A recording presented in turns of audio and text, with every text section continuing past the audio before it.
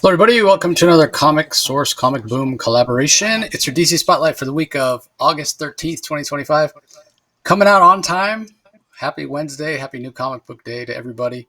Woohoo. Hope you've been enjoying all the content that I've been putting out over on the Comic Source YouTube channel. If you haven't, You've been a please head machine. over You've been a there. podcasting machine, my friend.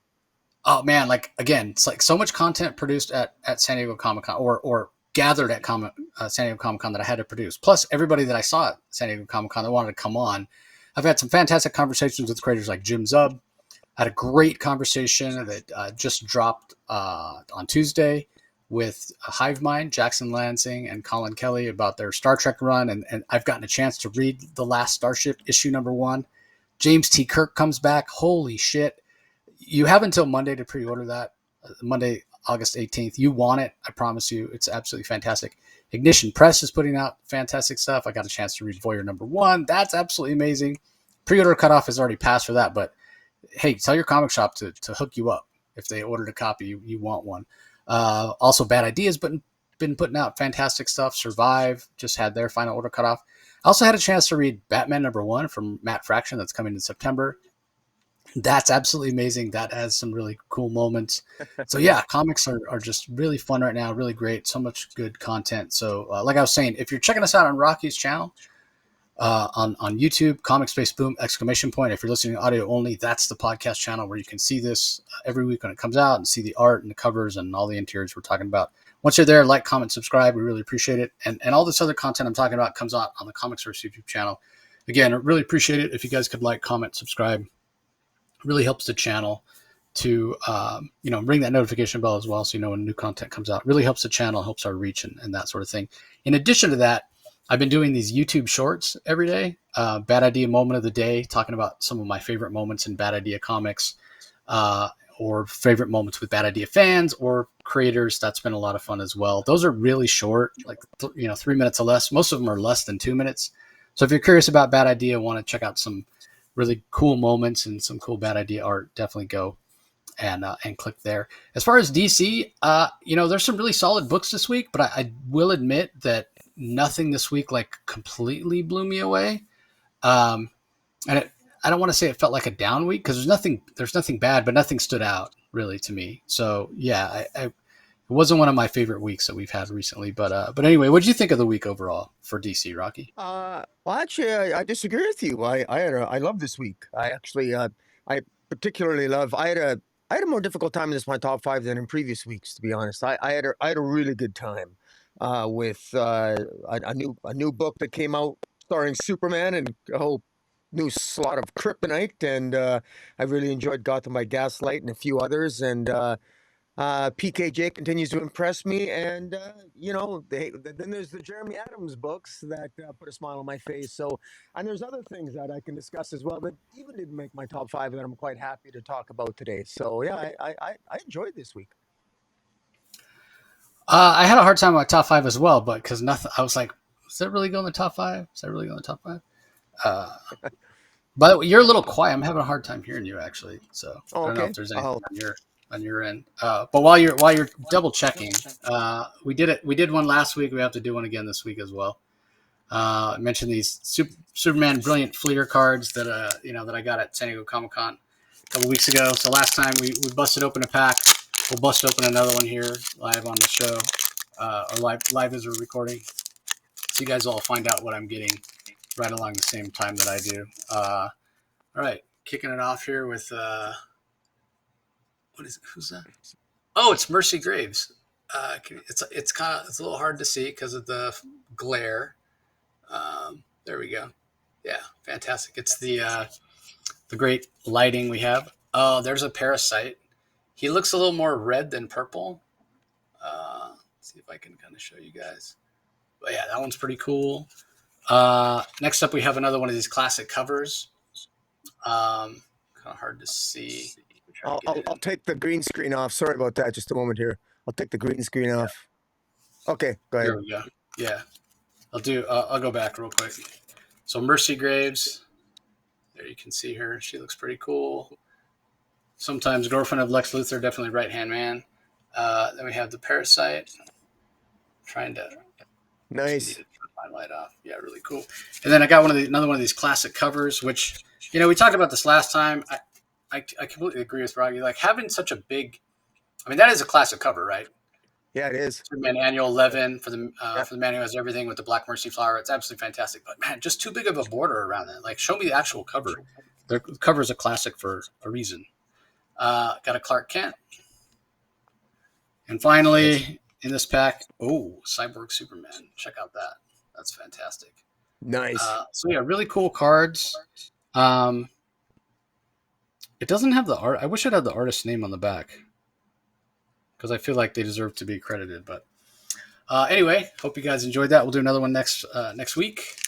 But yeah, overall, thought it was an okay week. Rocky clearly had stronger impressions of it. So this may be a really cool episode. Not that I thought anything was so terrible that I would rant about it. It was more kind of, maybe it's my expectations. The DC's been doing so well lately. And then some of these books were just a little bit underwhelming, I would say, in a way. But it also might be that, man, I've been so busy doing so much stuff that maybe I didn't give these books kind of the time they deserved. I notice when I'm really tired and I have to read books for us to review, I do enjoy them less, right? Because I just want to sleep. But anyway, let's kick it off with the first book we're going to talk about, which is Batman Dark Patterns number 9. And this is from writer Dan Waters. We have Hayden Sherman on the art. And I will say, like, of all of the Dark Pattern stories that we had, I think I enjoyed this one the most, the Pareidolia part 3, which is, he explained it in the first part of this. And basically this Dark Patterns was 3 Batman stories, which were 3 parts each. But so anyway, written by Dan Waters, art by Hayden Sherman, Jonah Farrell on colors, Frank Sidovic handles the letters. But he explained Pareidolia about, seeing things and kind of being paranoid and kind of ascribing certain attributes to something you see, right? So you see it, for example, you see a shadow and you in your mind think it's the shadow of Batman and Batman's real and he's coming to get you or whatever. That's Pareidolia. So I really enjoyed this final issue. It does make my top 5 because I like that concept of Pareidolia, which is, a real thing. But also I just thought it was so interesting and felt very grounded in reality that the supposed mastermind or criminal, whatever, this old man that we met last issue isn't. His heart was in the right place. He wanted the people in his neighborhood to believe that the Red Hood gang had come back because he thought if the Red Hood gang was out there, then people would behave a little better, right? He wanted people to think there was somebody out there making sure that they were behaving themselves, if you will. He clearly went about it the wrong way. In his mind, well, no one really got hurt because all he did was, burn a dead body. But I mean, the fact of the matter is he kind of took matters into his own hands and he made some really poor decisions. He paid for it with his life. Unfortunately, one of his grandsons paid for it with his life as well. So it was in a way a very tragic and heartbreaking story. But again, it felt really interesting to me because there wasn't really a bad guy. The Red Hood gang had been gone from that neighborhood, the Rookery it was called, for decades. And this guy was trying to use the fear of them to just get people to treat each other better. So the end was great. Like his goal was great, but the means he used, they weren't justified by event, especially by what happened, because it didn't, like, his plan failed ultimately. But even had it succeeded, I don't think that it's a situation where he should have been taking those. He should have been planning that. He should have been taking these actions in order to get where he wanted to go. Again, his heart was in the right place, but you could easily see something like this happen. He was a very believable character in that way, especially for somebody kind of old and feels like he hasn't done a lot with their life. Like you want to leave a legacy. So you could see somebody making this poor decisions. And I thought the Hayden Sherman art was fantastic as well. So I really enjoyed it. It came in at number 5 for me. Uh, didn't make your top 5, Rocky, but you have anything to add? I just want to emphasize Hayden Sherman's art. I would be hard pressed to pick an artist today that has been more experimental in terms of his panel layouts than Hayden Sherman. There isn't a single page. I mean, it starts off, the very first page is just one full page. It just shows a pail. It just shows a pail filled with some acid or something.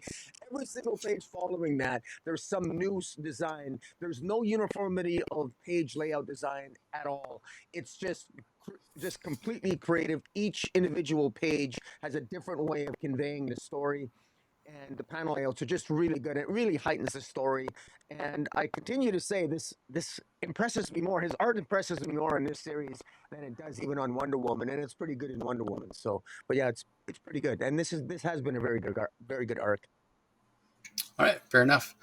Well, the next one we flip things around. The next one, Aquaman, makes your top 5, doesn't make mine. And again, it wasn't bad, but it did feel a little bit like a transitional issue. So, written by Jeremy Adams, Ron Timms on art, Rex Locus on colors, Dave Sharp on letters. It's called Invictus, and it is sort of the it feels like the end of sort of the first chapter of what Jeremy Adams has been doing, but interesting that it's issue number 8. So really, when we talk about a collected edition, it's sort of in the middle. So we'll see what's to come. I definitely enjoy the kind of the gang around Aquaman, the supporting cast: Orion, Lori Lamaris, Captain Nemo, Arian, Lady of the Lake. So yeah, I am enjoying that aspect of it, and I'm enjoying the leveling up of Aquaman. So we'll see what comes down. Oh, and Zan, of course, from the Wonder Twins. So we'll see what comes next, and the art from John Timms continues to be excellent. What are Yeah. your thoughts? Well, Frank, it just feels epic. It has this whole thing has had sort of like an epic movie like feel to it, a cinematic experience. All these cool characters from Zan to Orion pardon me, Arian, former Lord of Atlantis, to the former Lady of the Lake, and even meeting his future daughter, an older version of her, and taking on Dagon, who is the leader, I guess the ruler of the blue, and even exploring the blue that it permeates throughout the entire universe. Because of course all those so many planets have water, and water exists in so many different forms, and so just the potential of that. And just you mentioned that about at first we were given a change in Aquaman's powers, which was cool enough. In a way, he kind of stole Mira's powers because they're actually more cool than Aquaman's anyway. But he's actually been given sort of a power upgrade here. I'm a little bit confused as to exactly how his power upgrade came about. He was ultimately killed by Dagon here, but he was sort of resurrected. Why was he resurrected, or why did he come back to life? It's undoubtedly because he's got some connection to the blue. I think that we're going to get more explanation for that as we move forward.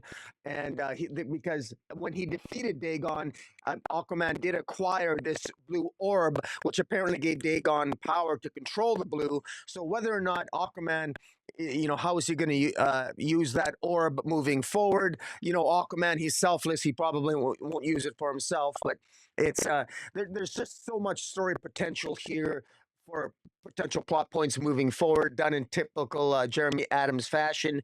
Jeremy Adams has, he's become his own adjective. I can always say a writer has Jeff Johns' story, but now I can say, I can now compare other writers to Jeremy Adams. He's reached that level in my book, and this is just it was a lot of fun, and definitely a high recommend for me. And this came in at number 5 for me. I'll say that. Right on.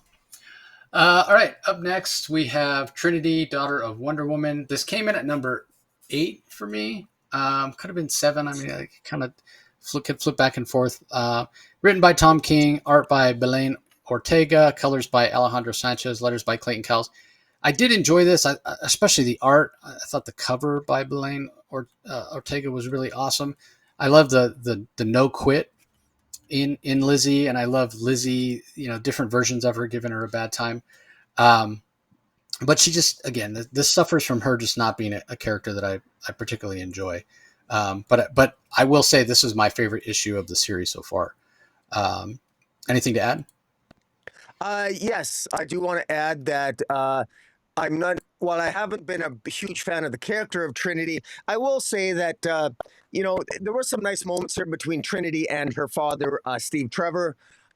Because I do want to say some things, and I haven't been a huge fan of what Tom King's been doing over in mainstream Wonder Woman, but the stories are what they are, and Steve Trevor is dead, and the fact is that Trinity never really knew her father, but she gets to know him here in this adventure. So while this is a very wonky, Silver Agey kind of crazy, off the tail wall story for Trinity going in the past and interacting with her mother, she also interacts with her father here, and there's some really nice moments in here, and the art by Bela and Ortega, she does a really good job sort of conveying that emotion of all three different age groups of young Trinity. So I thought that was nice to see. Yeah, and there is a variant cover with corgis and donuts from Amanda Connor. That's really fantastic. If if you're so inclined to pick that up. All right. Up next, we have Batman and Robin 24 from writer Phillip Kennedy Johnson. We have art from Miguel Mondoka for the majority of the issues. There's a couple flashback pages, 7 and 8, that are by Carmine Di Giandomenico.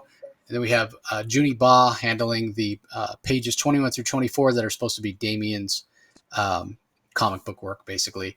And then Marcelo Maiello on colors and Steve Wands on letters. So this one for me came in at, it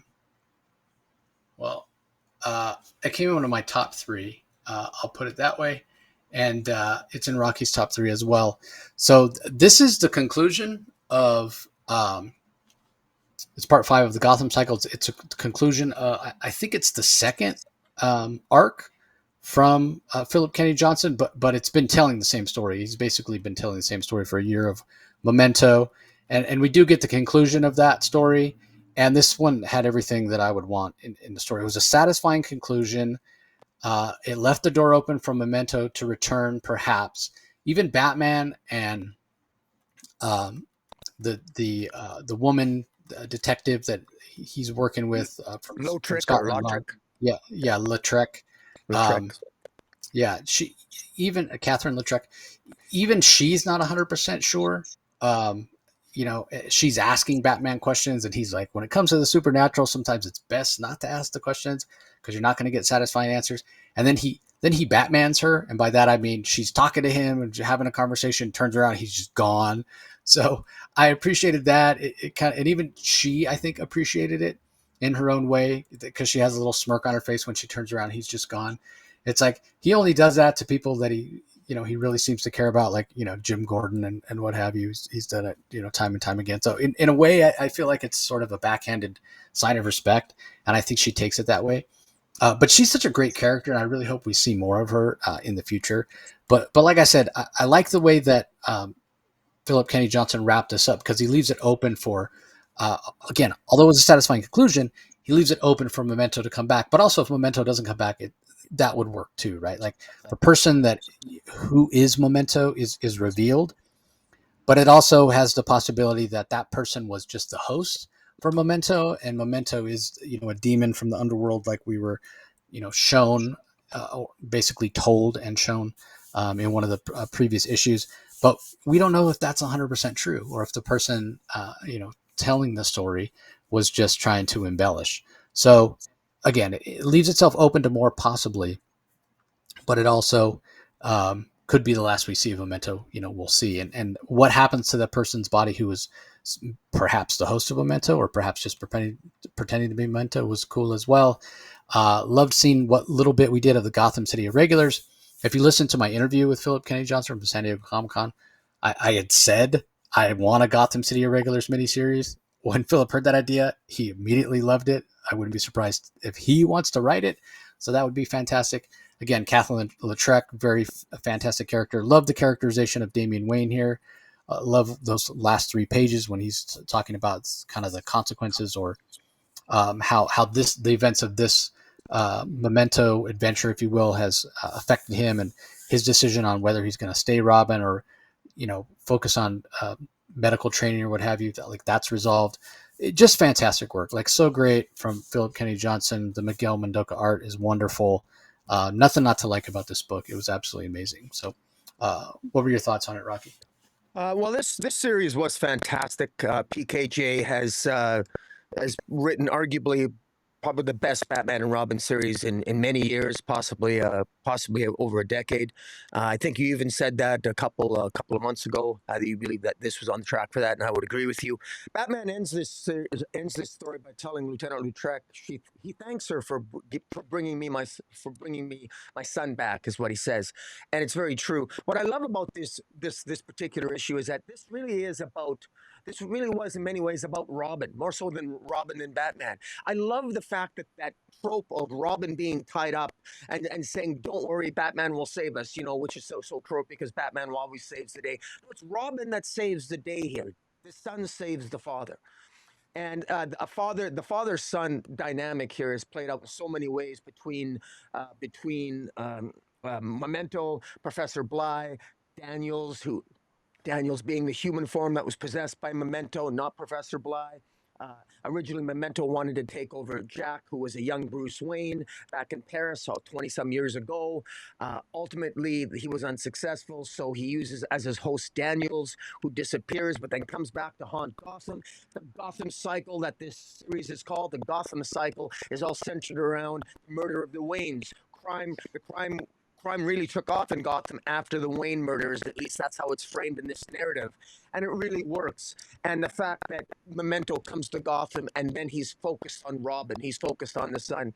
But yet, what I love about it is that it's Damian that has remained largely, he's the one that's remained focused. It's Batman that loses his focus. It's Batman that that the inspiration came from his son, and that's so wonderful to see, because really all that focus, that determination and brilliance that Lieutenant Lautrec mentioned to Bruce at the end, Batman at the end before Batman disappears. I mean, she's talking about both Batman and Robin, and really the fact that it's so great that when you teach somebody all you know, that in your moments of weakness, what you taught them can be your strength. And that's what happened here with Robin saving the day. I mean, Batman saying, "Don't worry, Robin will save us. Robin's coming." That was my favorite part of the whole book.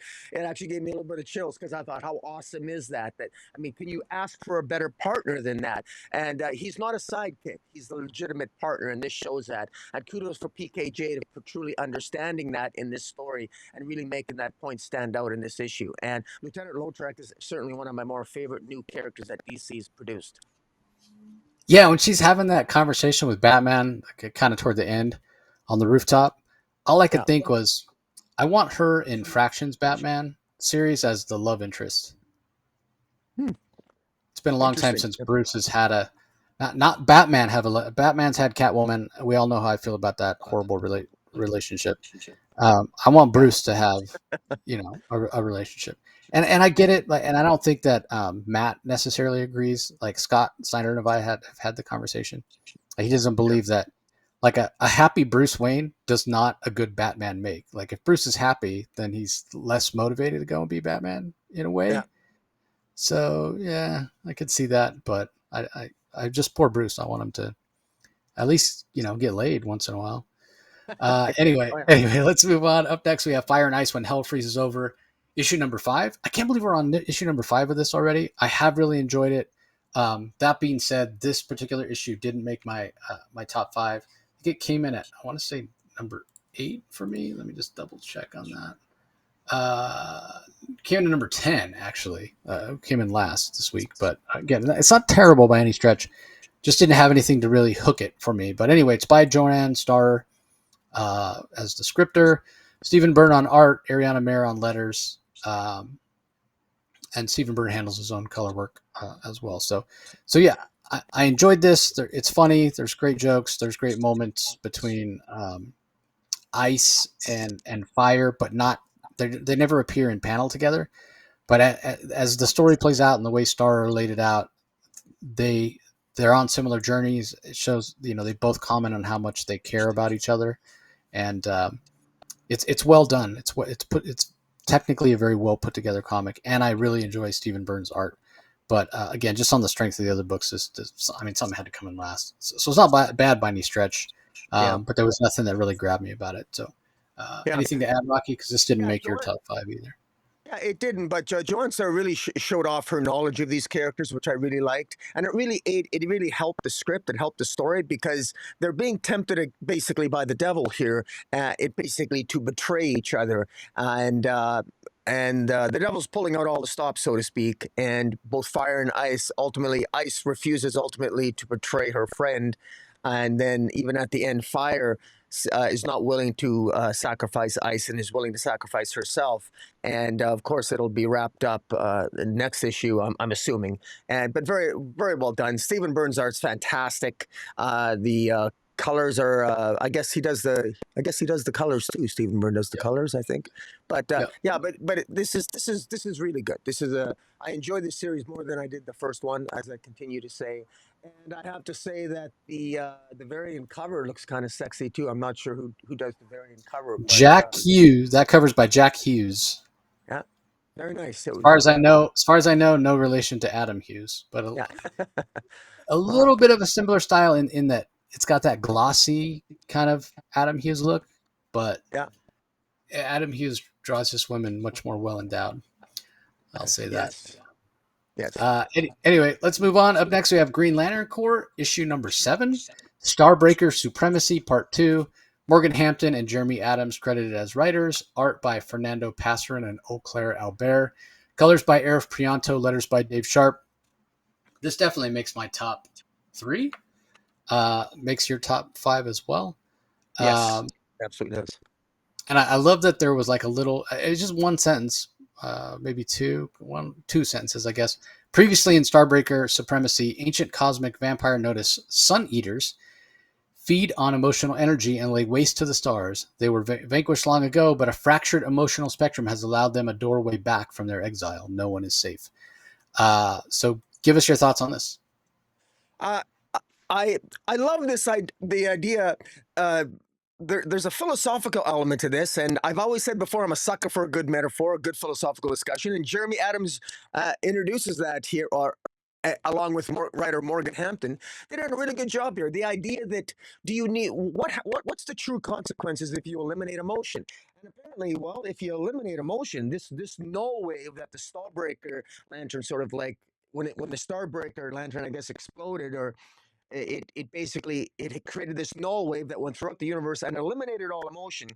And emotions are like eating and sleeping. Apparently, they're the fuel that sort of that drive us to give us willpower, to give us sustenance, to do anything to make our lives more meaningful. They give us passion. They give us they prevent us from being lazy and indifferent.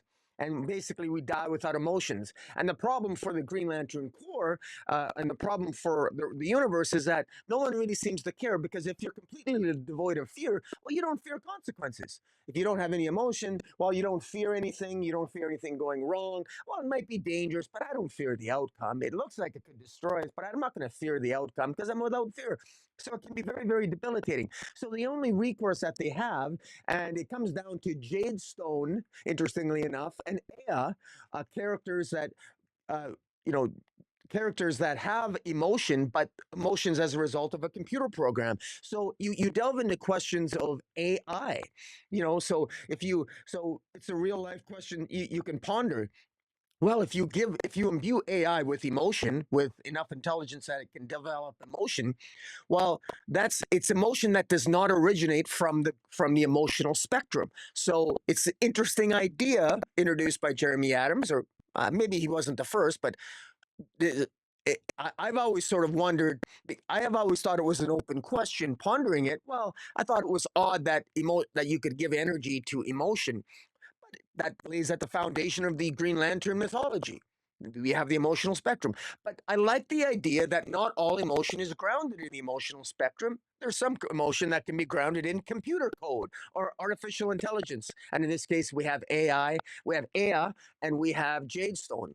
And it's because of them two that they have even their artificial emotion. They know the dangers of what the Starbreakers represent, and so they use reason. They can still reason with the various members of Kyle Rayner, Hal Jordan, et cetera, other members of the Corps, and they ultimately they ultimately put together that, based on past Green Lantern storylines, that the emotional entities that Kyle Rayner sort of trapped behind the source wall, they've been sending messages out to various members of the various members of the core, different cores, to try to let them out so they can bring the emotions back into the universe. And that ultimately is what leads. They all get together, and this issue, a lot happens in this issue. A lot of dialogue, a lot of talking heads, but fantastic art, and it's all for a purpose. It's all kind of set up for what's ultimately going to be a huge battle. But they have to go to the source wall to release the emotional entities, and of course, the emotional entities. You're talking about Parallax, and you're talking about all those entities that are basically were the essence of all those power batteries that made up the emotional spectrum. And so ultimately, releasing the emotional entities is something that will likely happen. They traveled to the source wall. Starbreaker tried to stop them unsuccessfully, but how will things pan out? We're going to have to wait to see. But man, I love how everything's ramping up. This feels so much fun. It feels epic. There's so many questions I have. I could talk for this for a lot more. There's little subplots going on here, love interest and what have you, et cetera, et cetera. But my high recommend to people is just pick this up. Jeremy Adams knows what he's doing, and the art's fantastic.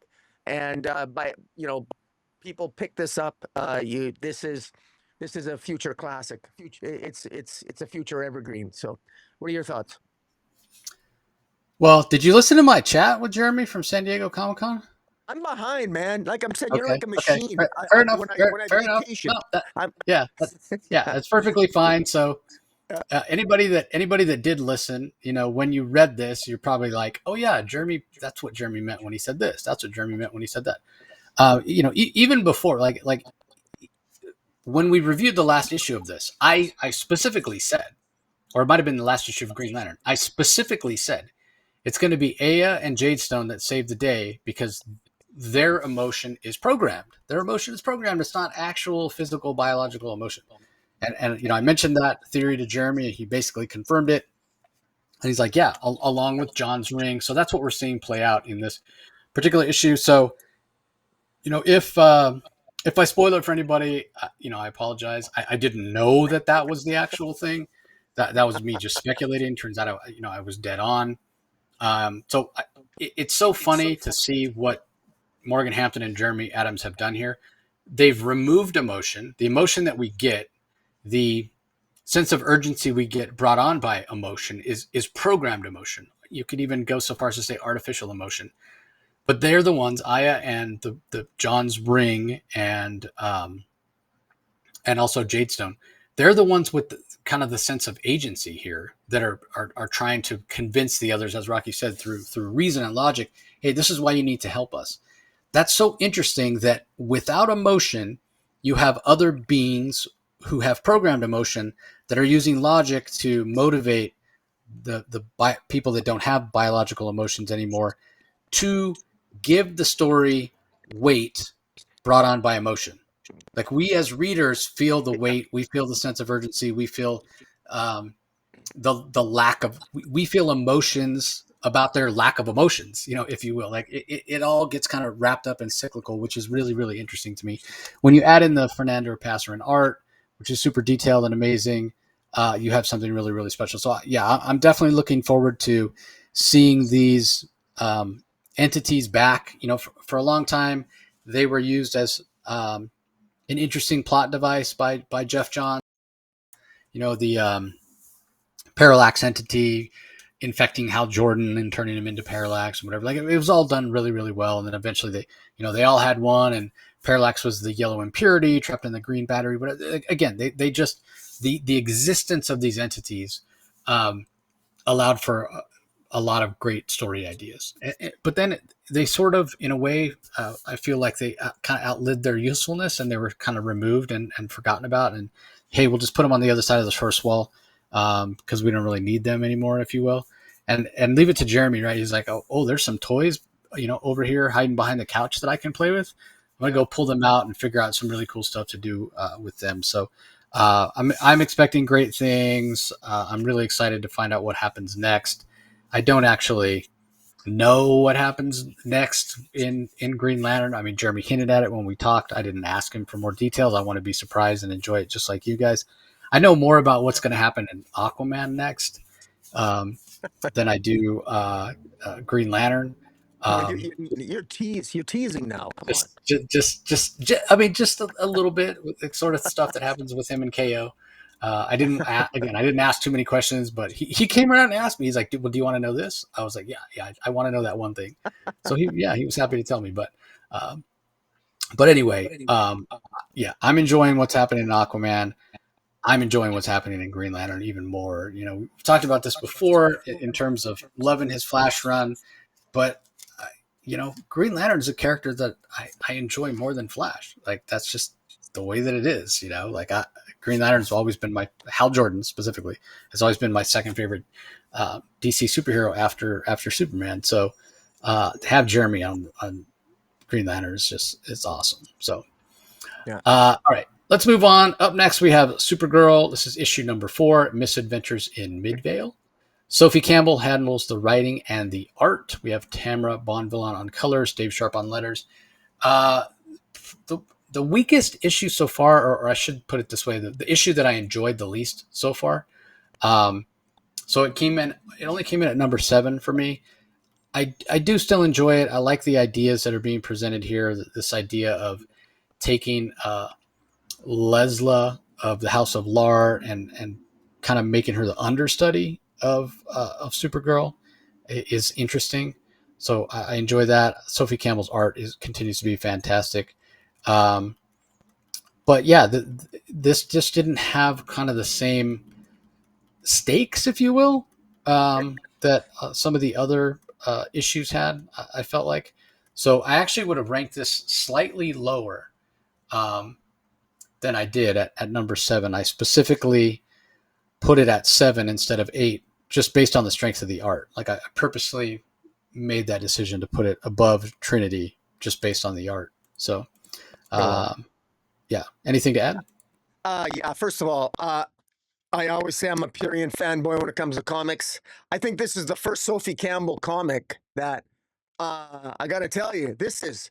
I love the sexuality in this. Wow, this was hot. I love the goth look. There's a page that has Supergirl, Leslie and Lena Luthor all dressing up all goth-like.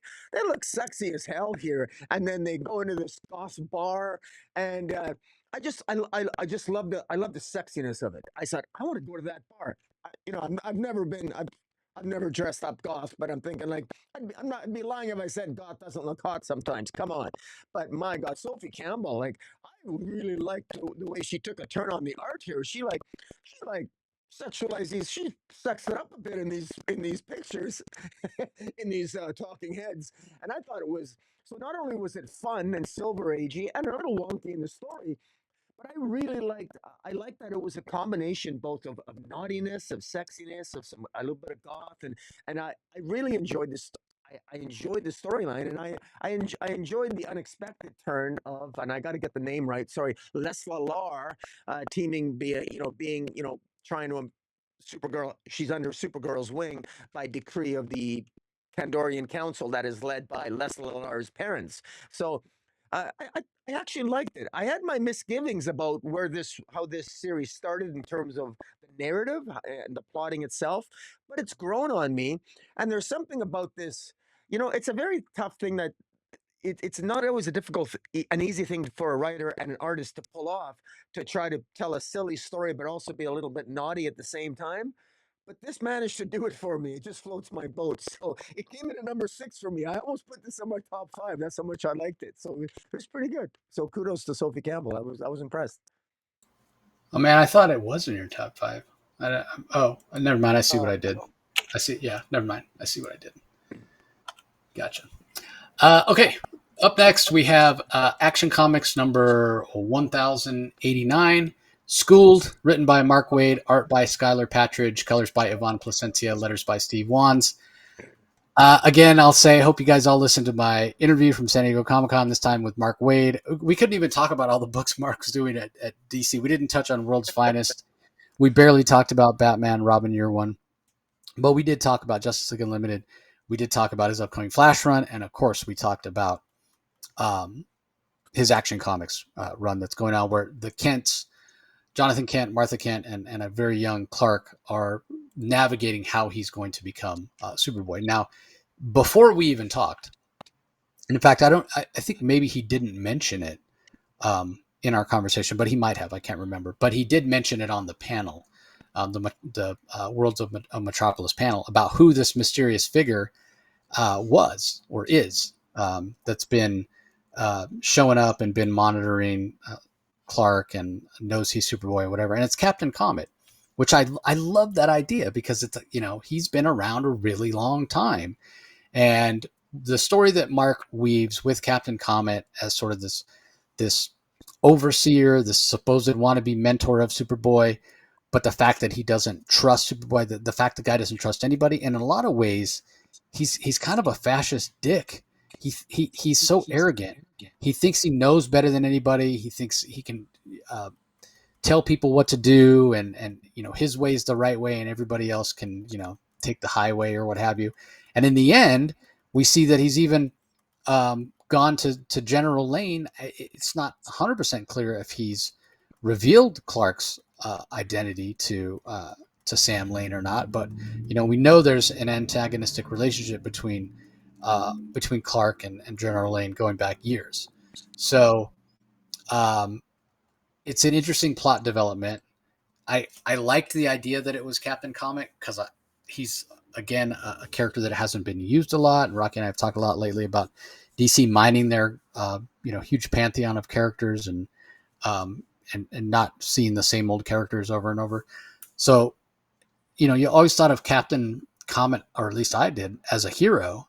The way he's acting here is not heroic at all. It's quite cowardly and underhanded, and like I said, not a little bit fascist. So I really enjoyed it because it's bringing in stakes. And I mean, when you think about it, at the end of the day, here's a character, Captain Comet, who shows up, who again has the arrogance of thinking that he's right. He knows all the answers. He knows what to do in any particular situation. He is the arbiter of what is good and moral and just. And he's going to school Superman. I mean, the name of the issue is Schooled, right? Like, supposedly this Captain Comet character is teaching Superman the ropes. He's not really. We all know that Clark gets his values from Ma and Pa Kent. They're the ones that really taught him the difference between right and wrong.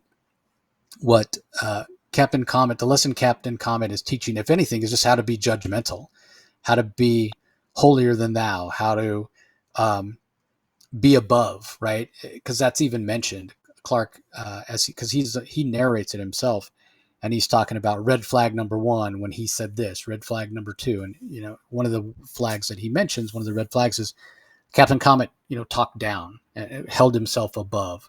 So if there's any lesson, that's the lesson that Captain Comet is teaching. And that's not a lesson that Clark's going to follow. But he did learn. It's almost like Captain Comet is giving him an example of how not to do it, how not to be a hero, which is an interesting use of Captain Comet. I have a little bit of mixed feelings about it. He's not an important enough character to really say, "Oh, Mark Waid, why would you choose Captain Comet? You're ruining him," or whatever. It's fine. He's not somebody who shows up. He's not a character of consequence in DC where you're like, "Oh yeah, you can't really do him like that." Because most people won't even know the name. You're like, "Who's this guy? Wait, he's not a brand new character. He's shown up before." I mean, he hasn't shown up in a long, long time, but and I'm sure Mark did his research on. And next time I talk to him, next time I have him on, I'll ask him about that choice of choosing Captain Comet. But I just thought it worked really, really well. I've said before, I think the Skylar Patridge art is fantastic, and I love everything about this Superboy book that is Action Comics right now. It's just, you don't have to be reading any other Superman stuff or anything that's going on with like DCKO or Justice League Unlimited or the Dark Side story of All In. You can read this completely on its own if you just love Superman. If you went and saw the Superman movie, want to read something Superman related, don't want to have to read a ton of books, Action Comics can be your jam right now, 100%. So anyway, it didn't make your top 5, Rocky, but anything to add? Yeah, I just give you a bit of pushback on Captain Comment. I feel like I have to defend him after that diatribe you gave. I don't view him as fascist as you do. I thought the issue did a very good job establishing him as having he has reasons. He's worried about Clark.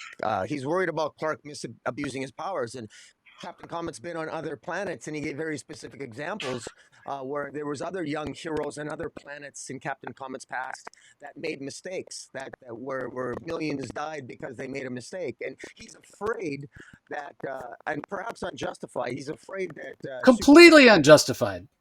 You're a lawyer, for God's sake. What about innocent until proven guilty? He's saying Clark. He's saying this kid is going to fuck up before he's done.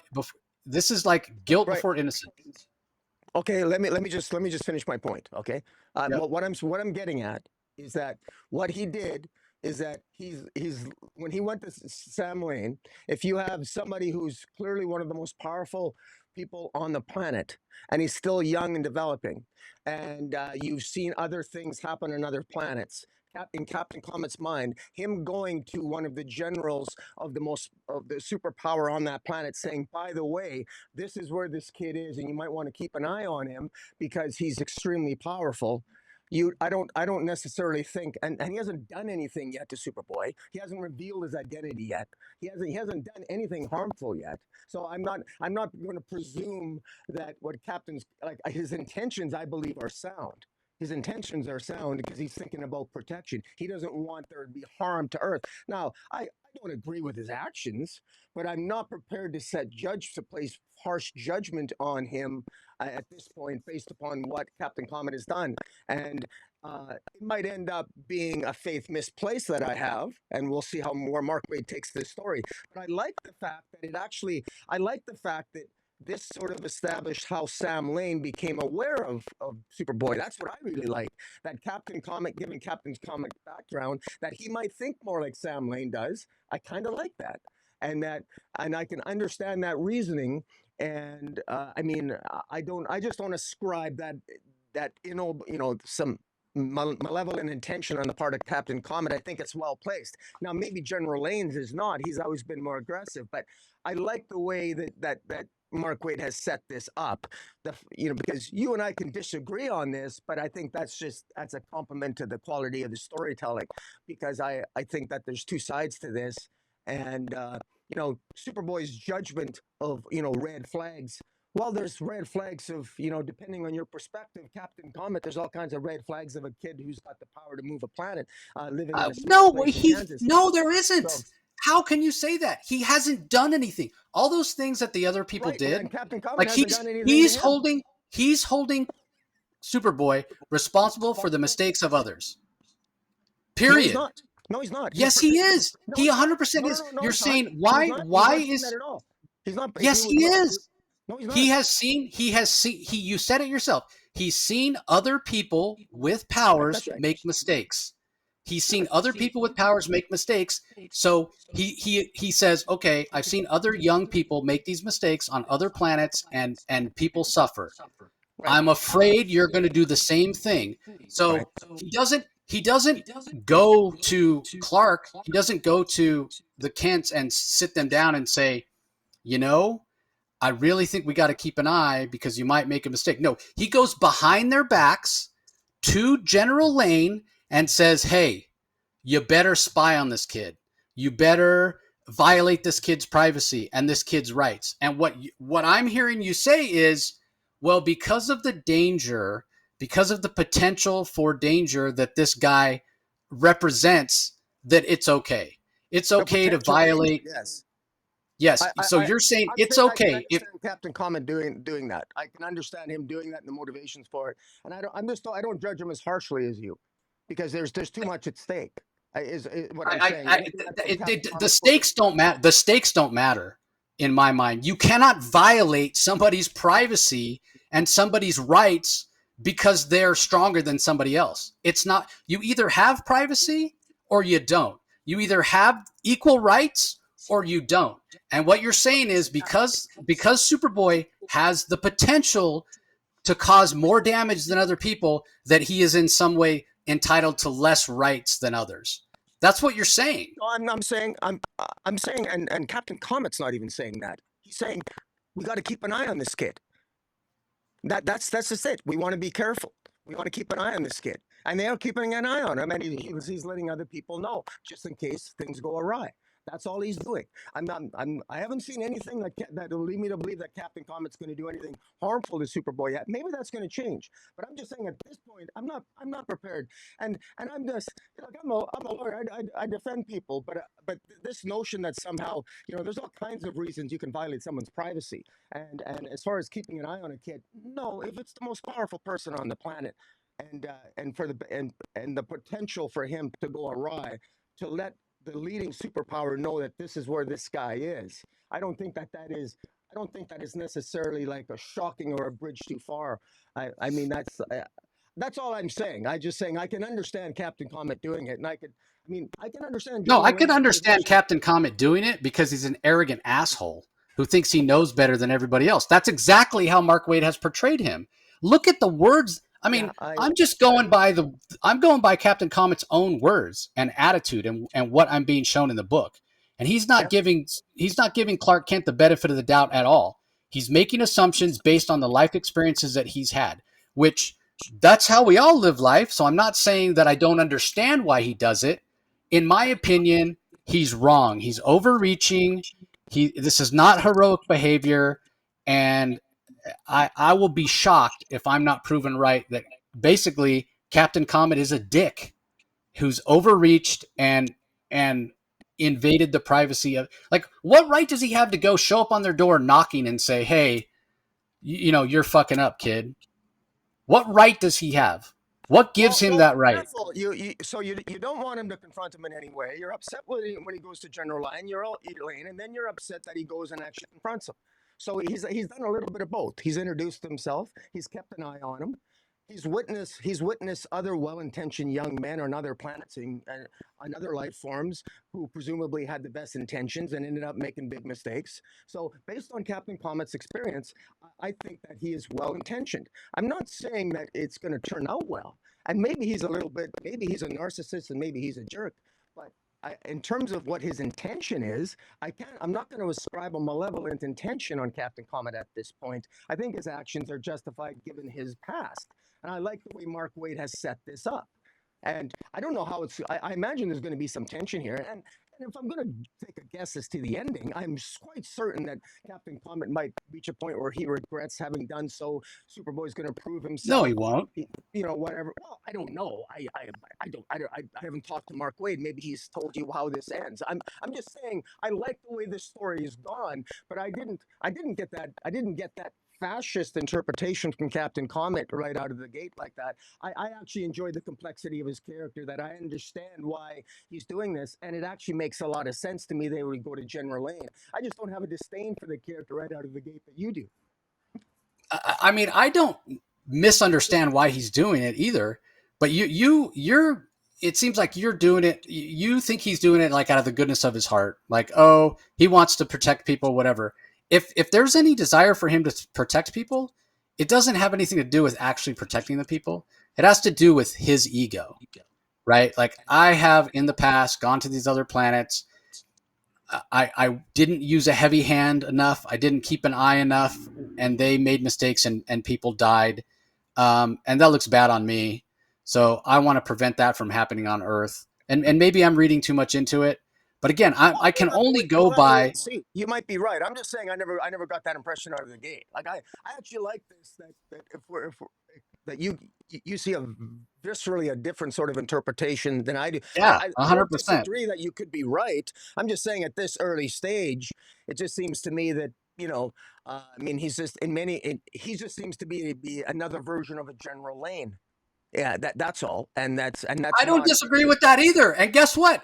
General Lane's a fucking prick too. So well, I mean, on that we agree. I don't know if I would call General Lane a fascist, although he's. But whatever. I mean, we could go down this rabbit hole. Yeah, I mean that's definitely a debate. Maybe calling General Lane a fascist, or maybe even calling Captain Comet a fascist is a bridge too far. But also, I don't think they're that far off, right? I mean, you're right in comparing Sam Lane and Captain Comet. They both have an arrogance that's off the charts. They think they know best. They don't.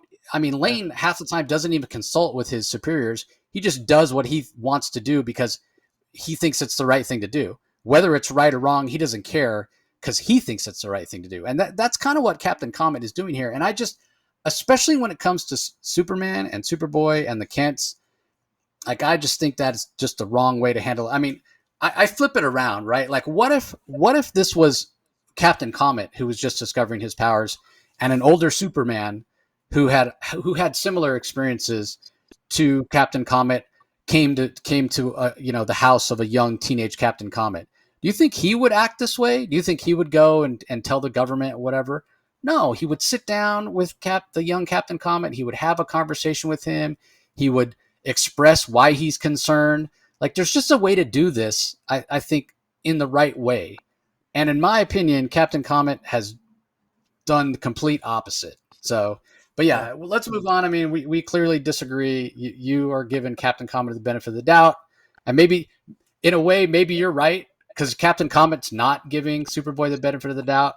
And you're giving Captain Comet the benefit. So I'm the bad guy because I'm not giving Captain Comet the benefit of the doubt. No, I don't think others are saying that. I'm just saying I actually like Captain Comet's motivations here. I don't think he's necessarily a bad guy because of what his actions are. Maybe he's a little bit of a dick, but I'm just saying it's grounded in some well intentions. And yeah, and I think that's where we see it. PTSD. You know, he's seen a lot of horrible shit. So I mean, I'm just I'm cutting the guy. Yeah, that's where we disagree 100%. Like, you ascribe this to him trying to prevent terrible shit that he's seen in the past on other planets, and that's his motivation. So ultimately, you're coming at it from his motivations are good. Like, he wants to save lives for the sake of saving lives, and because it's the right thing to do. Well-intentioned. There's a difference. Yeah.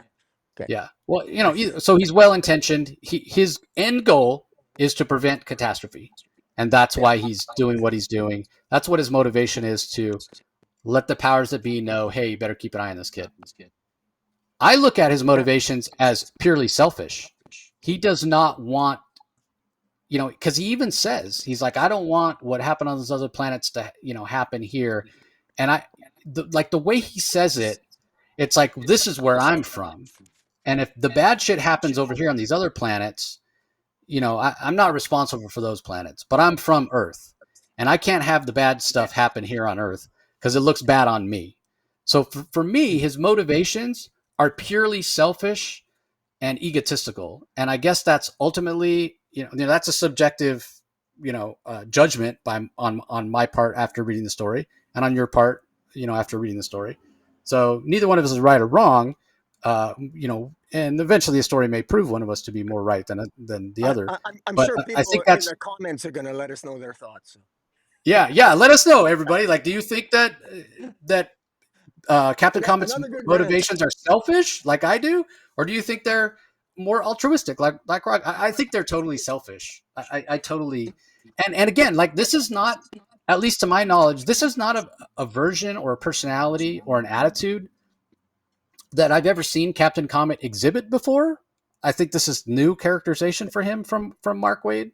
I don't know a lot about the character. I don't know enough about the past of the character to really know, to be honest with you. I mean, he's a Golden Age character, and so obviously when he showed up in the Golden Age, it was square jawed, straight white superhero guy that had no real personality other than he was a white hat good guy, right? And then he showed up in Crisis a little bit. He had an issue of Secret Origins where they did his origin, but he never really had like any layers to his personality. So he was always just like generic DC superhero guy. He teamed up with Superman, and it's one of the most rare Whitman variants that I'm missing is Captain Comet teaming up with Superman and DC Comics Presents. I don't have the Whitman variant. I wish I did, because I think it's worth about $400 or $500. But oh wow, yeah, crazy. But, Rocky's right. Let us know, everybody, what you think. I mean, I'm just going by the context of what I'm pulling from the story. And for the record, Mark Waid's told me nothing about where the story's going. I have no idea where it's going. If Captain Comet's going to end up being right, I mean, and Rocky could be right. Captain Comet could, he could see Sam Lane be the one that steps over the line in terms of privacy and, um, you know, doing things that he shouldn't do, and Captain Comet could regret it. Could be like, oh man, I shouldn't have done that. This kid's heart's in the right place. He's going to make sure he doesn't let his powers out of control or whatever. We'll see. That would be interesting. But just in the context of this one issue, yeah, I didn't like him, but I mean, credit to Mark Waid. I think he's done a fantastic. I mean, look at how long we've debated on this. That's interesting. That's interesting to me. So, so we'll see. But yeah, I was when I found out it was Captain Comet, I was like, oh, that's so cool. Golden Age character. Haven't seen a lot of him. Whatever. I was looking forward to seeing him, and then he shows up, and I just got this impression that he's just a total dickwad. I was like, careful what you wish for. So, anyway, I guess we'll see. Very curious to see how it all plays out. All right. Anyway, up next, this was probably, I mean, I hate to use the word disappointment, but I really loved the Batman Gotham by Gaslight Kryptonian Age. And chapter 1 came out of the follow-up, 6-issue follow-up from writer Andy Diggle, art by the same artist, Leandro Fernandez, Matt Hollingsworth on colors, and Simon Bullen on letters. And I felt a little underwhelmed by the first issue, and I'm feeling kind of the same thing with issue 2. Again, it's not bad by any stretch, but I find, and I was asking myself this when I read it, and I actually read it twice because I was trying to understand why I think it's not landing for me as much. I think what I loved so much about the Kryptonian Age was the heroes were all separate, and we were getting like them and their own kind of storylines and it looked like those storylines were converging, and eventually they did. But I miss sort of that anticipation of them getting together, right? And now they're together, but it's like now the anticipation of them getting together, the excitement of possibly seeing them together is sort of over. So it's like, what do I have to look forward to a little bit? So I don't know. It's this is just not quite landing for me. So all that being said, I put it at number 9. This was actually next to last for me. The artwork's really fantastic, and I love these 1800s, 17th century version of these characters. Especially Green Lantern's costume. He almost looks like he's wearing a Green Arrow costume with the way that it's set up. But yeah, it's just, I don't know. It feels like it's missing something that the first miniseries had. I don't know that I can put my finger on it, but it's still good. But for me, it just wasn't in my top 5 this week. So it did make your top 5 though, Rocky. So what are your thoughts about it? It did. I made my top 3, and it's just funny how it must be just one of the things in the air this week, but you and I are disagreeing on more than a few things here. I love this, and everything that you very passionately feel about this. Maybe it lost a little bit of the excitement from the first series. I feel about this series, this particular issue, I really loved. I remember in the New 52, the origin when Jeff Jones wrote the Justice League getting together and the opening pages of the New 52 and how the Justice League met in the New 52 iteration, how sort of epic that series that series was and how well it sold. And I feel this way for the Gotham by Gaslight Justice League. I loved how they got together here. I thought the dialogue was great. I love how they're sort of figuring each other out, how they're dissecting each other. I love the dialogue. And I love, there are so many cool moments here between, Batman sort of under his breath realizing that none of the other heroes have figured out that the sheriff, who they all think is dead, is actually, Batman can't believe that they don't realize that it's actually this Superman, this strong man. I love the scene with Martian Manhunter and Lex Luthor, where Martian Manhunter enters Luthor's mind, and Luthor has created a mind palace, so to speak, a mental palace that almost destroys Martian Manhunter. I love the fact that with Alan Scott, Martian Manhunter, Kal-El, the strong man, Wonder Woman, the Batman, and even Talia hanging over the side of the ship as they're trying to essentially figure out what to do with this Kryptonian core, this Kryptonite core that they have. We know that the doom of Krypton is coming to Earth, and we know that this doom of Krypton destroyed Krypton. It destroyed Mars, and that it basically it destroyed the Amazons. It destroyed Themyscira, which prompted Wonder Woman in the first volume to come to man's world, and how it's all coming to play here. And Lex Luthor wanting this Kryptonian core, uh, and and we. And the revelation here is what is this doom of Krypton? What's the doom of Krypton? What is this actually referring to? And I love the fact that it actually refers to Zod at the end. That it's Zod, and that Ra's al Ghul, it doesn't run a League of Assassins. Ra's al Ghul, as he tells Constantine at the end, he's actually a protector, protecting people. And Ra's al Ghul's forces were leagues of protectors. They were trying to prevent people from putting together all the Kryptonian artifacts so they don't awaken the doom of Krypton that's buried in a coffin beneath the Arabian desert. And who is in this coffin? Well, it's revealed to be. I thought it was going to be Doomsday. I thought it was going to be Doomsday, but that's I guess too predictable. It ends up being Zod himself, and Zod he almost looks like he's wearing, you know, it reminds me of Ares. He looks like a combination of Ares and Zod himself, and so I find that so interesting. I really love what Andy Diggle is doing here. Leandro Fernandez art, you mentioned it. It's like it's fantastic. Uh, I'm this is really pulling me in, and I don't know where this is going, but I'm in it for the long haul here, and everybody had a moment to shine in the second issue.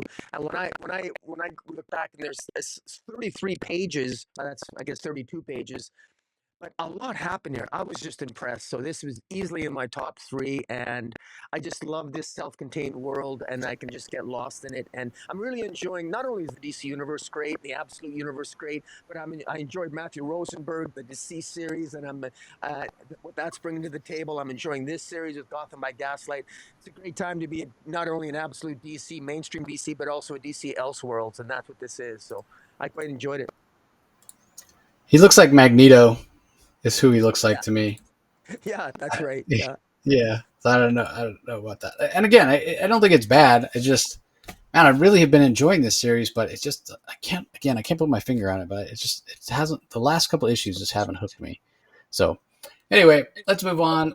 Last book we're going to talk about in detail, Superman, the Kryptonite Spectrum by W. Maxwell Prince as the writer, Martin Morazzo on art, Chris O'Halloran on colors, good old Neon on letters. If that creative team sounds familiar to you, that is the exact creative team on the Ice Cream Man series over at Image. That's an kind of a horror anthology series, and it's won Eisners, and it's much beloved. And so now, interesting choice for DC to bring them over to a Superman story.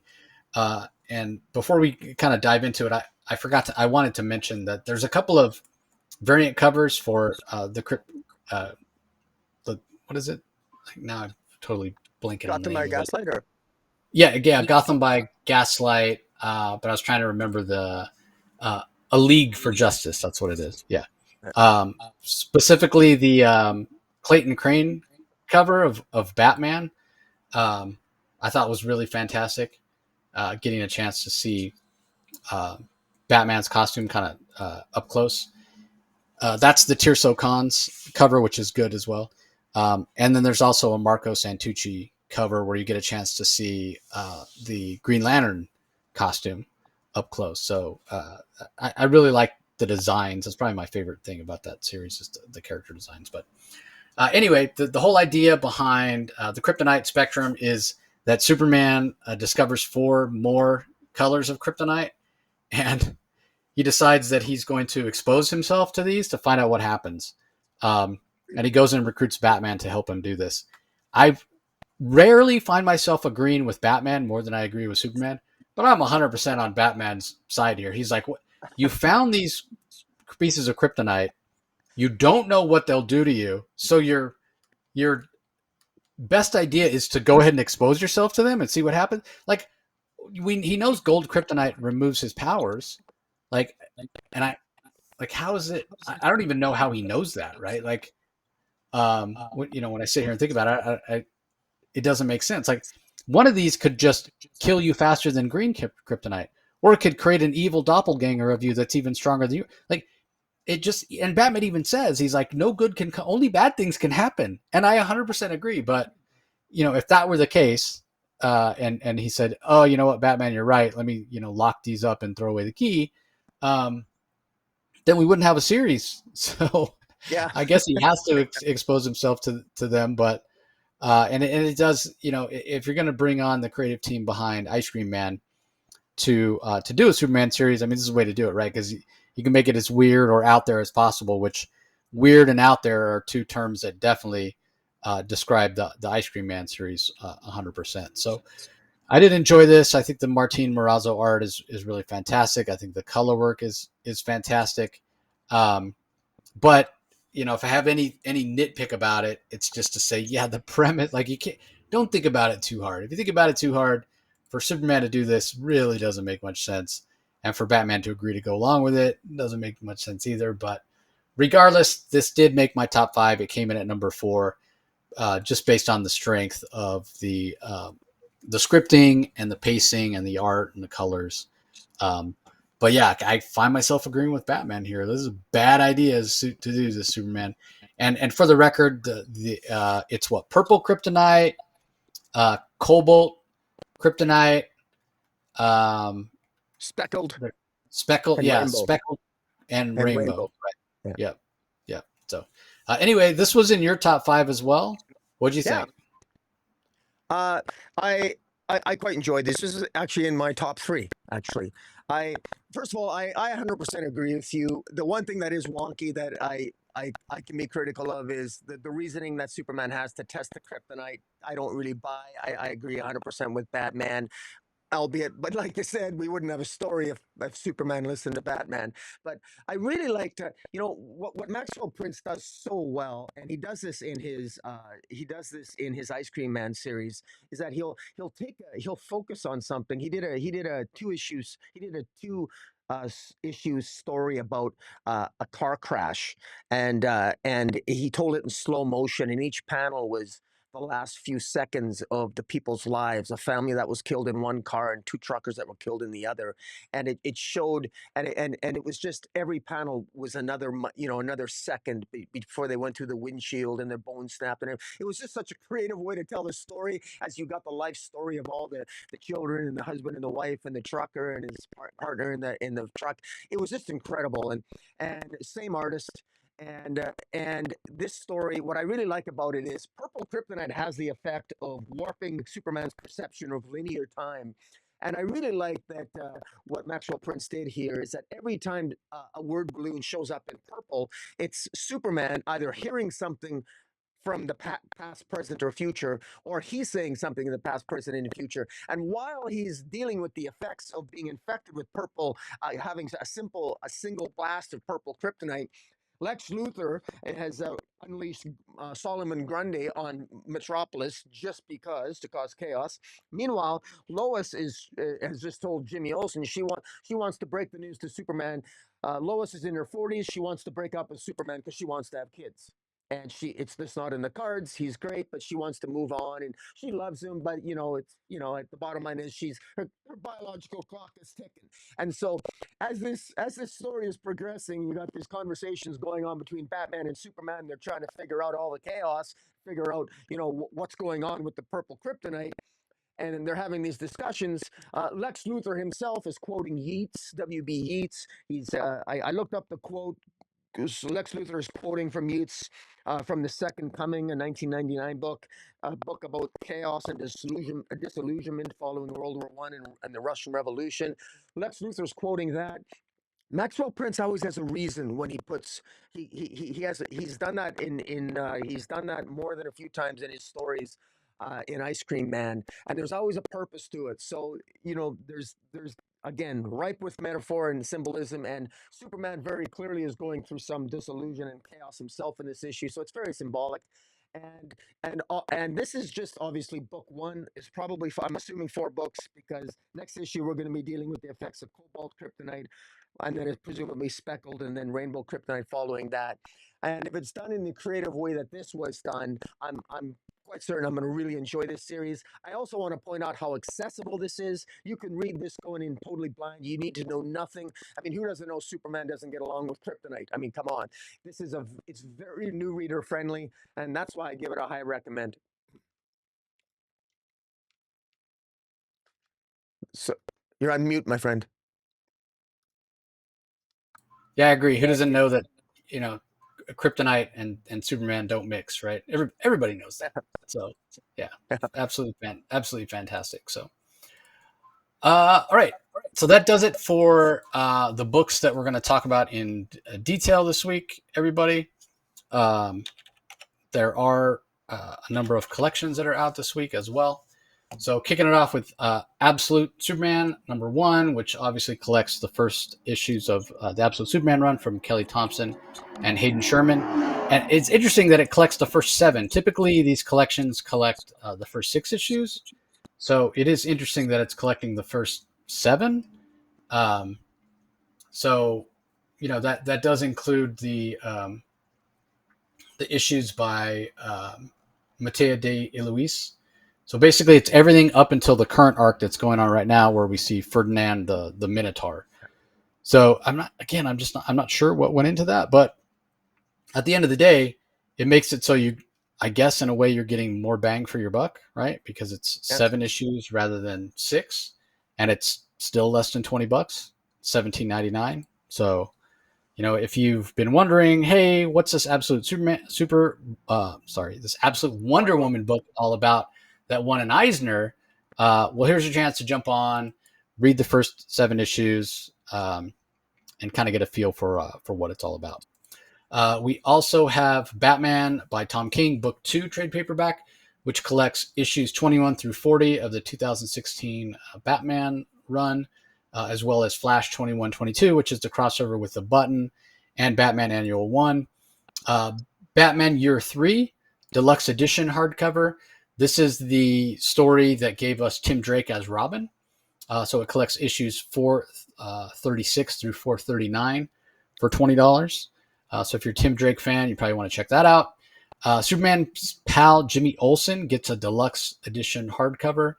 This is collecting the Superman's pal Jimmy Olsen 2019 series, which was written by Matt Fraction. All 12 issues, as well as some backup stories from Superman Leviathan Rising Special, Superman Heroes #1, and Superman's pal Jimmy Olsen's boss Perry White #1. Talk about a title. We also have DC's Finest Blue Beetle, which collects some classic Blue Beetle stories from the 1960s. So if you're someone, and there's even a reprint of Charlton Bullseye #1 in there. So that's stuff that you might be a little pricey if you went and tried to track it down, if you could even find it. So if you're a big Blue Beetle fan, you know, the classic Dan Garrett Blue Beetle, you might want to go and check that out. Batgirl Stephanie Brown, Volume 2 trade paperback, which collects the Batgirl series with Stephanie Brown, issues 13 through 24. That's from around 2009, 2010. Also has material from Batman Incorporated, Leviathan Strikes, and Bruce Wayne, The Road Home, Batgirl #1. Batman the Brave and the Bold, Legends of Justice trade paperback. So this is the anthology series that we had that just came to an end, I think at the beginning of the year or at the end of last year. So this is collecting stories from Batman the Brave and the Bold, number 7 through 13. 192 pages for $20. Wonder Woman by Phil Jimenez is getting an omnibus. So this collects a lot of the Phil Jimenez era of Wonder Woman, issues 164 through 188, some tie-ins for Our Worlds at War, the return of Donna Troy 1 through 4, and also Wonder Woman Secret Files #2 and 3. It's 856 pages for $100, and it has an absolutely amazing cover by Cliff Chang. Just looks awesome. We also have, I guess that's it. I thought that was one more, but no, that's it. All right. So time for rankings. I went first last week, Rocky, so I'm going to throw it over to you first to give us your rundown on where things landed this week. Yeah. So my rankings are, just get ready here. My rankings coming in at number 10. I put Trinity. A 9, Fire and Ice when Hell Freezes Over. Number 8, Action Comics. Number 7, Batman Dark Patterns. Number 6, Supergirl, issue 4. Number 5, Aquaman. Number 8. Number 4 was Green Lantern Corps. 3 was Batman and Robin. And 2 was Superman, the Kryptonian Spectrum. And coming in at number 1 was Gotham by Gaslight. Gotham by Gaslight, League for Justice issue 2. I absolutely loved it, and Andy Diggle he knows how to entertain the hell out of me with this series, and I'm really enjoying this Elseworlds tale. So, how about yourself? Yeah, I mean, I had a pretty good idea this week that it was going to kind of be like this. We were going over it and kind of comparing notes, and I was like, okay, so we have 2 books the same, in terms of in our top 3. Well, yeah, and then we have another one that you have it in your top 3. I have it at number 4. That's Kryptonite Spectrum. But the other books are wildly disparate. Like I've got Action Comics in my top 3. You had it all the way at 8, and then I've got Gotham by Gaslight at 9. You have it as your pick of the week. So yeah, really, really interesting kind of the debates. Although I feel much more strong about the story in Action Comics than you do necessarily. Yeah. But I want to understand why I didn't enjoy Gotham by Gaslight more. I can't put my finger on it. It's a little frustrating for me. I don't know. Maybe I need to read it a third time. But anyway, coming in at number 10 for me is Fire and Ice when Hell Freezes Over. Number 5. Number 9 is the aforementioned Gotham by Gaslight. 8 is Trinity, the daughter of Wonder Woman, which again, the art is fantastic in that book, and really, I want to like it more than I do. And I did like that issue the best of them all so far of that series. Number 7, Supergirl, again, absolutely fantastic art. Number 6, Aquaman. Number 8. At number 5, I've got Batman Dark Patterns. At number 4 is where I put the Kryptonite special that you have in your top 3. And then for my top 3, I have Green Lantern Corps at number 3. Although it was really tough to choose between that and Action Comics as 2 and 3. Yeah. But this was I didn't, a lot of times recently I've been readjusting, and I didn't this time. So this was my, right after I read them initially. So Action Comics number 1089 comes in at number 2, which leaves Batman and Robin 24 as my pick of the week. And I'm perfectly fine with that. I love that story. I love that series. I love what Phillip Kennedy Johnson's doing. And I really would love to see Catherine Lautrec as Bruce Wayne's love interest. That would be fantastic. I wouldn't even mind if I just need more Catherine Lautrec. If we were to go back, like do a flashback from Phillip Kennedy Johnson, or I think Matt Fraction could do a good job with it. I think Tom Taylor could do a good job with it. I even think Chip Zdarsky could do a good job, because Chip did a fantastic run going back with Batman kind of traveling over Europe doing his training, if you recall. I didn't like how he tied it in to his run with that guy that was kind of like the Joker's, I can't remember his name, but he like his origin was all tied in with the Joker. You remember the guy I'm talking about? I'm drawing a blank. Sorry. Yeah, like he was like, he was the guy that Bruce went to kind of train his mind. Oh, Captia, Dr. Captia? Yeah, Captia? yeah, that Captia. guy. I didn't care for him as a character. That was the one part of that run that I really didn't like. And because I didn't like that character, and I just didn't care for that part of the story. When Zdarsky brought him into his current run, I didn't care for it. But that being said, I'd love Zdarsky or Tom Taylor or Phillip Kennedy Johnson or Matt Fraction to do a flashback. Give me a 4-issue with, young love in Europe with Lautrec, Catherine Lautrec and Bruce Wayne. That would be fantastic. A little bit of broken heart when I guess it wouldn't really make sense to go back and retcon it that he, has to choose between her and becoming Batman. He becomes Batman because he didn't have any reaction like that when he showed. It would have been cool for Phillip to do that, right? When she showed up, if he would have felt some emotion, like a little bit of lost love kind of context to it. Yeah. Anyway, so maybe it make more sense to make her a romantic interest now. But either way, I love it. That's why her as a character, that's part of what makes Batman and Robin my pick of the week, along with the Miguel Mendoza art. But what I want to say in terms of, having this really disparate top 5 that we have this week, what is interesting, the 2 books that we share in common in our top 5 have, Philip Kennedy Johnson wrote one of them and Jeremy Adams wrote the other, along with Morgan Hampton. Yeah. So yeah, I mean, these are creators that are just immensely talented, probably don't get the credit they deserve for how good they are at writing comics. So I do appreciate that you and I mean, we almost always agree and rank Jeremy's books pretty highly, and same things with Phil for the most part. As opposed to some of these others. I mean, even Mark Waid, who's super talented, and we go, kind of back and forth. There's definitely times where you've enjoyed his World's Finest more than I have, and vice versa. Obviously, I'm enjoying his action comics more than you right now. So that's interesting to me, that the ones that we haven't, there's certain creators who just seem to really, that we sort of gravitate to in terms of story. So yeah. Anyway, that's going to do it for this episode, everybody. Don't forget to check out the Bad Idea Moments of the Day daily. Head over to the Comic Source channel, either on your favorite podcasting app or platform to listen audio only, or over on the YouTube channel.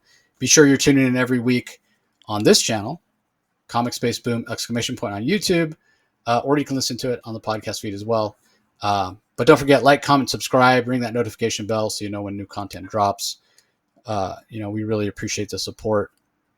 And if you're not subscribed to Rocky's channel, just do so, because there's a lot of other content from the past that's on there as well that you can check out. And again, like Rocky said, get those comments going. We love to get debate. I'm very curious to hear if people come down on the side of giving Captain Comet the benefit of the doubt, or thinking he's an absolute dick like I do. So I don't know. Maybe I'm a little frustrated politically with what's going on in the world these days.